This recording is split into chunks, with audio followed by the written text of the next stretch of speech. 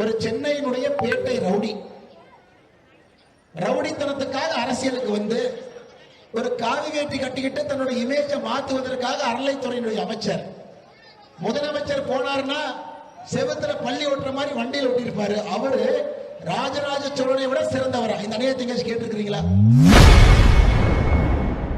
திமுக அமைச்சர் சேகர் பாபு பேட்டை ரவுடி என கூறி பாஜக முன்னாள் மாநில தலைவர் அண்ணாமலை விமர்சனம் செய்துள்ளார். இவங்க தான் சுயபுராணம் பேசுறவங்க தானே. நாங்க எங்க ஆட்சியில நேத்து பார்த்த ஐயா கமலஹாசன் அவர்கள் போறார்.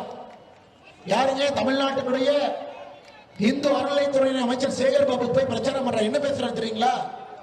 ராஜராஜ சோழனை விட அதிகமா குடமுழுக்கு பண்ணாராமா. இந்த காமெடி எல்லாம் கேட்கணுங்களா? ஐயா அமைதி படையில சத்யராஜ் ஒரு கேரக்டர் அடிப்பார்.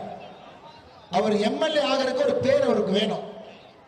அப்ப நாகராஜ சோழன் எம்எல்ஏ வச்சுக்குவார். அப்ப சோழர பரம்பரையில் ஒரு எம்எல்ஏ அப்படின்னு அவரே பேரை வச்சுக்கிட்டு அமைதி படையில சத்யராஜ் வருவார்.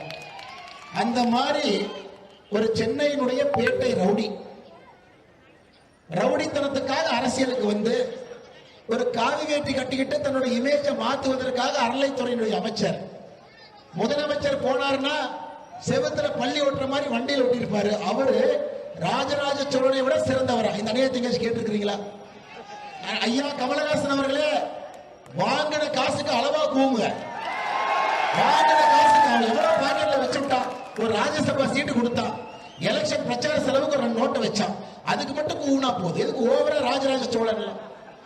அருமை சொந்தங்கள், இன்னைக்கு நம்ம திருவாரூருடைய நம்முடைய கோவில் தியாகராஜர் கோவிலை பாருங்க, தெப்பக்குளத்தை பாருங்க எப்படி இருக்குன்னு.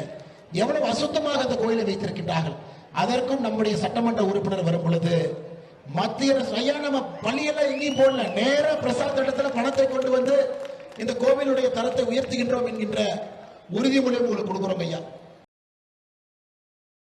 செய்திகளை உள்ளது உள்ளபடி தெரிந்து கொள்ள ரெஃப்ளெக்ட் நியூஸை சப்ஸ்கிரைப் பண்ணுங்க.